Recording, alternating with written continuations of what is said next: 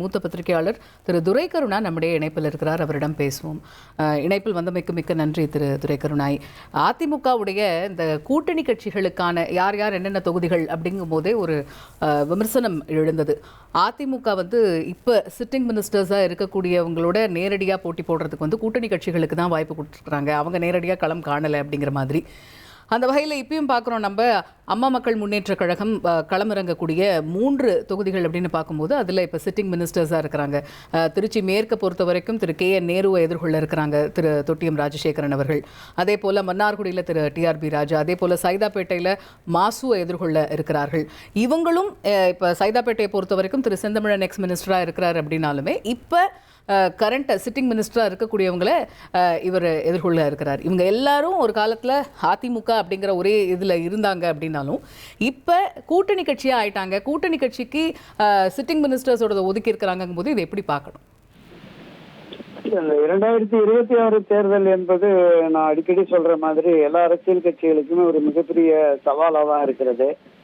கூட்டணி கட்சிகளுக்குமே மிகப்பெரிய சவாலாக தான் இருக்கு. பிரதான கட்சிகளான திராவிட முன்னேற்ற கழகம், அனைத்து இந்திய அண்ணா திராவிட முன்னேற்ற கழகம், இந்த 2 கட்சிகளும் ஆட்சி அதிகாரத்திற்கு வர வேண்டும் என்பதற்காக பல்வேறு வியூகங்களை வகுத்து தங்களுக்கு பலமுறை வெற்றி பெற்று வெற்றி சாத்தியம் என்று கருதுகிற தொகுதிகளை தங்கள் வசம் வைத்துக் கொண்டு நீங்க குறிப்பிட்டது மாதிரி இன்றைய அமைச்சர்களை எதிர்த்து அல்லது பலமுறை திமுக வெற்றி பெற்ற தொகுதிகளை எல்லாமே தோழமை கட்சிகளுக்கு, கூட்டணி கட்சிகளுக்கு கொடுக்குறாங்கிற விமர்சனம் இங்க இருக்கிறது. அனைத்து அதிமுக NDA கூட்டணி இருக்கிறது. நம்ம தமிழ் மாநில காங்கிரஸ் கொடுத்த அந்த 5 தொகுதிகளாகட்டும், பாட்டாளி மக்கள் கட்சிக்கு வழங்கிய தொகுதிகளாகட்டும், அமமுக வழங்கிய தொகுதிகளாகட்டும், இது எல்லாமே கொஞ்சம் நேரடியாக கடும் போட்டியை ஏற்படுத்துகிறது. வெற்றி வாய்ப்பே கிடைக்குமா என்கிற அச்சப்படக்கூடிய சூழல்ல தான் 5 தொகுதி தமாக கொடுத்து அதுல 3 அமைச்சர்களை எதிர்த்து போட்டியிடுறது என்பது மேலே அவர்களால் சிரமம் தான். ஆனாலும் பிரதான கட்சியான தலைமை கட்சியான அனைத்து இந்திய அண்ணா திமுக தங்களுடைய வெற்றிக்கு நிச்சயம் பாடுபடும் என்று நம்புகிறார்கள். அந்த அடிப்படையில தான் அமமுகவினுடைய பொதுச் செயலாளர் நண்பர் TTV தினகரனும் தன்னுடைய வேட்பாளர்களை களம் இறக்கி இருக்கிறாரு. ஏற்கனவே நீங்க குறிப்பிட்டது மாதிரி இவர்களெல்லாம் இரட்டை இலை சின்னத்தில் நின்று திமுக வேட்பாளர்களை, காங்கிரஸ் வேட்பாளர்களை தோற்கடித்தவர்கள் தான். செந்தமிழன் ஆகட்டும், அவர் நம்ம உடுமலைப்பேட்டை சங்கங்களாகட்டும், இவர்கள் எல்லாமே ஏற்கனவே அமைச்சர்களாக இருந்தவர். இவரோடு அமமுக இந்த 18 MLAக்கள் வெளியில வந்ததுல 8-10 MLAக்கள் ஏற்கனவே போயிட்டாங்க. இப்ப அண்மையில இருந்த ஒரு 8 MLAக்களுக்கு திரும்பவும் சீட்டு கொடுக்கறதா சொல்லியிருந்தாரு. துரதிருஷ்டவசமா தஞ்சை ரங்கசாமி, நம்ம பார்த்திபன், சோளிங்கர் பார்த்திபன் போன்றவர்கள் இவர் தனி அமமுக தொடங்கிய தொடக்க காலம் முதலே தலைமை பொறுப்பில் இருந்தவங்க. இவருக்காக பிரச்சாரம் செய்து இவருடைய நம்பிக்கைக்குரியவர்கள் பட்டியலில் இருந்த இந்த 2 பேர், இன்னும் பல நிர்வாகிகள் வெளியே போறதுக்கு தயாரா இருக்காங்க. சோ இது ஒரு சவாலான விஷயமா தான் டிடிவிக்கும் இருக்கிறது. இல்ல, இது சவாலான விஷயம் அப்படிங்கறதுல ஒரு பார்வை இருந்தாலும் இன்னொரு பார்வையும் நம்ம வைக்கலாம் இல்லையா? இப்ப இதில் நிறைய தொகுதிகளில் பார்க்குறோம். கடந்த முறை 2021 தேர்தலில் அம்மா மக்கள் முன்னேற்ற கழகம் 3வது இடம் வகிக்கிறாங்க. இப்போ உதாரணத்துக்கு நம்ம சொல்றோம்னா காரைக்குடியில் இப்ப நாம் தமிழர் கட்சியை எதிர்த்து அம்மா மக்கள் முன்னேற்ற கழகம் களம் காண போகுது. இதுவே 2021 பார்க்குறோம்னா அங்க வெற்றி பெற்றது காங்கிரஸ் வேட்பாளர் அப்படின்னாலுமே கூட அம்மா மக்கள் முன்னேற்ற கழகம் கிட்டத்தட்ட 21% வாக்கு வங்கியை வச்சிருக்கிறாங்க. 3வது இடத்துல இருந்திருக்கிறாங்க. 3வது இடத்துக்கு அடுத்தபடியாக தான் கடந்த முறை நாம் தமிழர் கட்சியுடைய வேட்பாளர் ஜெயிச்சிருக்கிறார். நாம் தமிழர் கட்சின்னு பார்க்கும்போது 11.24% இருந்திருக்கு. இப்போ வேட்பாளர் ஒரு ஹெவி வெயிட்டா இருக்கிறாரு, வேட்பாளர் ஒரு ஸ்டார் வேட்பாளர் அப்படின்னாலுமே கூட இதுல நிறைய டிஃபரன்ஸ் வந்துரும், இதுல ஒரு பெரிய மாற்றம் வந்துரும் நம்ம எதிர்பார்க்கலாமா? இது ஒரு டஃப் ஃபைட்டா தானே இருக்கும் காரைக்குடியை பொறுத்த வரைக்கும். அவங்களுக்கு ஒரு கணிசமான வாக்கு வங்கி இருக்குல்ல?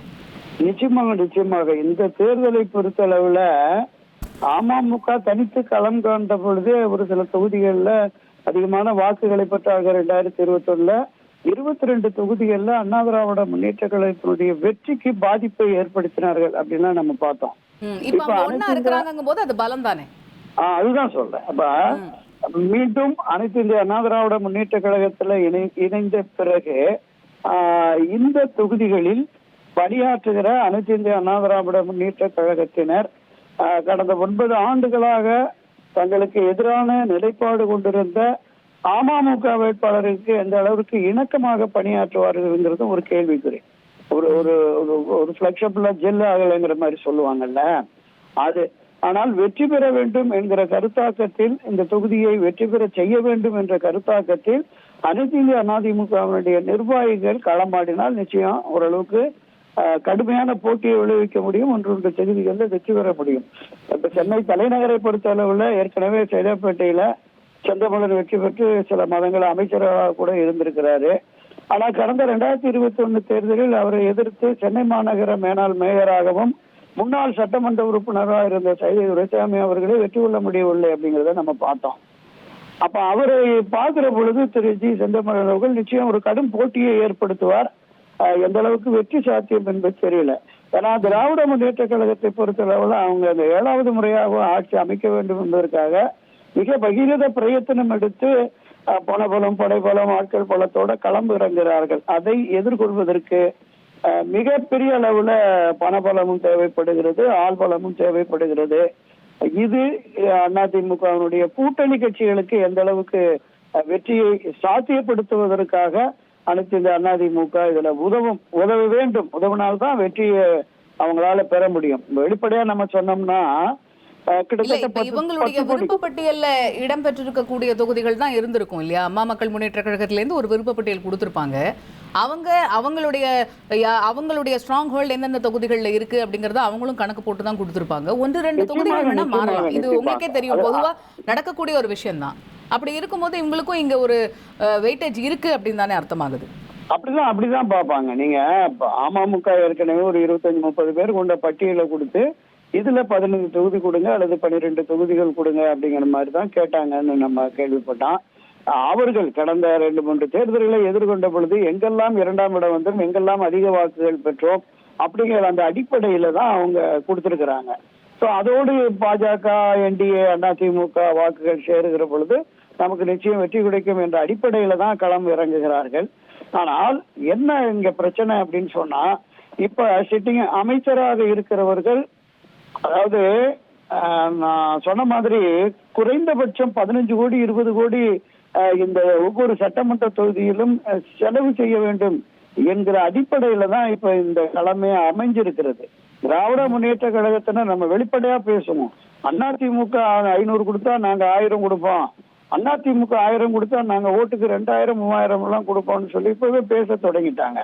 அப்ப இதை எதிர்கொள்வதற்கு பொருளாதார ரீதியிலையும் இவங்களுக்கு உதவிகள் அனைத்து இந்த அண்ணா திராவிட முன்னேற்ற அது சென்ட்ரிக்கா, அதாவது நீங்க பொருளாதார விஷயத்தை மட்டுமே சென்ட்ரிக்கா வச்சும் நம்ம ஒரு தொகுதியை கணிச்சிட முடியாது இல்லையா?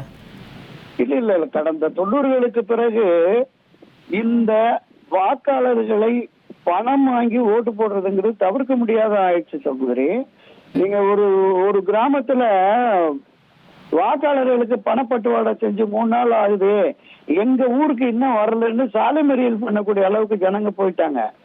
அதனால இப்ப நான் சொல்றேன் உறுதியா, வெற்றி தோல்வியை தீர்மானிப்பது பணம் தான். இதுல எந்த மாற்று கருத்து இல்ல. நான் கிட்டத்தட்ட 1967 இருந்து ஒரு 10-12 தேர்தல்களை பார்த்துக்கிட்டு இருக்கேன். நீங்க என்ன அங்க வசதி வாய்ப்பு, அது சமுதாய செல்வாக்கு, தனிப்பட்ட செல்வாக்கு, இதையும் தாண்டிதான் இந்த வெற்றி தோல்வியை தீர்மானிக்கிறது பணமாக இருக்கிறது. எனக்கு தெரிந்த பல சட்டமன்ற உறுப்பினர்கள், பல அமைச்சர்கள் எத்தனை கோடியை செலவு செய்தோங்கிறத அவங்க சொல்லி இருக்கிறாங்க. எனவேதான் நான் இதை கொஞ்சம் வலுவாக அழுத்தமா சொல்லுறேன். தோழமை கட்சிகளுக்கும் இவர்கள் பிரதான கட்சிகள் சரியான வகையில பாஜகவும் அனைத்து இந்த அதிமுகவும் திமுக வேட்பாளர்களை, எதிர் வேட்பாளர்களை தோற்கக்கூடிய அளவிற்கு அவர்களுக்கு இணையாக இவர்கள் களம் இறங்கினால்தான் வெற்றியை சாத்தியப்படுத்த முடியும் சகோதரி. நன்றி திரு துரைக்கருணா. இணைப்பில் உங்களுடைய விரிவான பார்வைகளை பகிர்ந்து கொண்டமைக்கு நன்றி.